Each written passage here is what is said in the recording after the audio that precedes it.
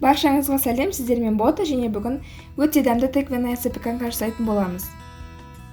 Творогқа, жұмыртқа, қант, крахмал, сметана қосып араластырып аламыз. Тыквенная пюремізге қант, крахмал, жұмыртқа қосып араластырып аламыз.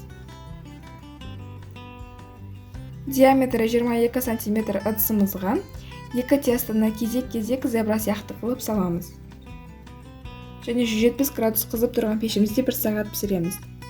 Бұл уақытта біз заливка жасаймыз. Тыквенный пюреге қант, жұмыртқа және сметана қосып араластырып аламыз. Піскен запеканкамыздың үстіне заливкиді құйып 10 минут пісіреміз. Мен украшениеге сливки қолданамын, сол үшін сливкиді взбивать еттім. Енді піскен запеканкамызды 8 немесе 16 бөлікке бөліп, сливкемізді бетіне қалағанымызша салып шығамыз. Ас болсын!